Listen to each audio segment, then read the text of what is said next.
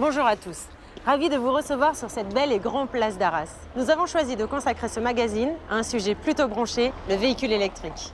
Un mode de transport propre, certes, mais qui alimente beaucoup d'interrogations. Alors pour tenter de faire la lumière sur le véhicule électrique, nous l'avons tout simplement soumis à une batterie de tests et de comparatifs.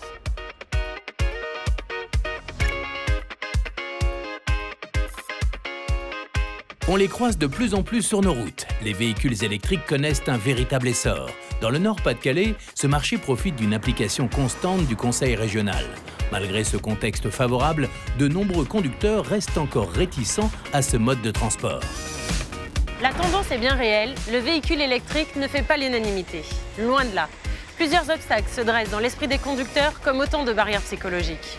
L'autonomie par exemple. Seulement, est-ce vraiment un problème au quotidien ?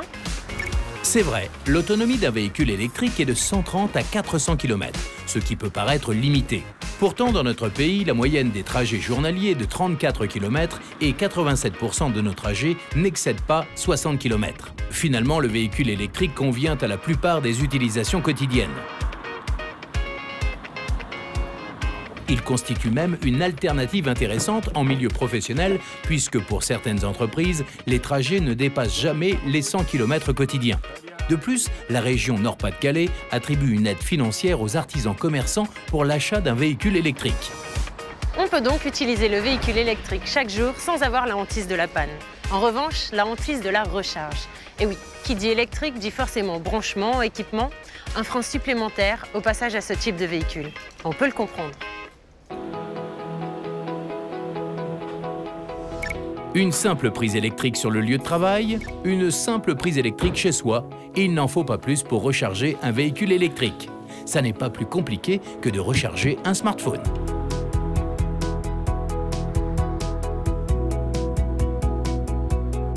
Dans notre région, collectivités et acteurs privés développent un réseau de bornes de recharge accélérées pour faciliter plus encore le quotidien des conducteurs.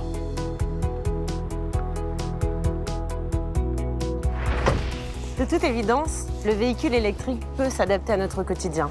Mais a priori, pas à notre portefeuille. Son coût à l'achat fait grincer les dents de bon nombre de conducteurs. Qu'en est-il réellement ? Aujourd'hui, la fabrication d'un véhicule électrique représente un surcoût apparent. Cependant, une fois le bonus écologique déduit, les tarifs proposés sont équivalents à ceux des véhicules thermiques. Enfin, ils bénéficient d'offres en location longue durée encore plus compétitives que les véhicules thermiques classiques. Surprenant. Acheter un véhicule électrique n'est donc pas plus coûteux que l'achat d'un véhicule classique. Et à l'usage, combien ça coûte de rouler à l'électrique? Est-ce aussi un gouffre, comme beaucoup de conducteurs le disent? 1,5 à 2 €, c'est le coût d'un trajet de 100 km en véhicule électrique, soit 5 à 8 fois moins cher que pour un véhicule classique. Aucune consommation à l'arrêt.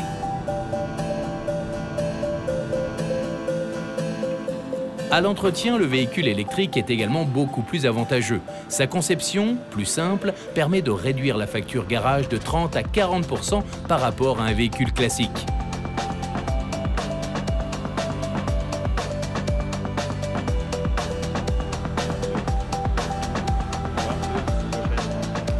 Les villes du Nord-Pas-de-Calais offriront même 1h30 de stationnement gratuit aux véhicules écologiques. Un bonus quotidien qui profite évidemment aux conducteurs de véhicules électriques.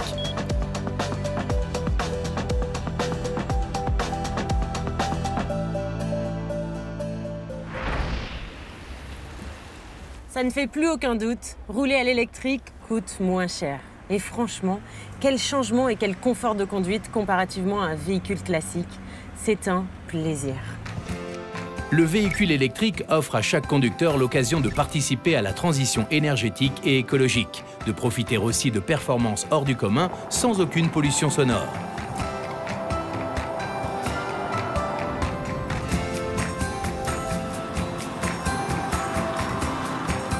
Son usage est parfaitement adapté à notre quotidien. Son rechargement ultra simple, son coût à l'achat au final identique au véhicule classique, sa consommation et son entretien bien plus avantageux en revanche, il est écologique et sa conduite très agréable.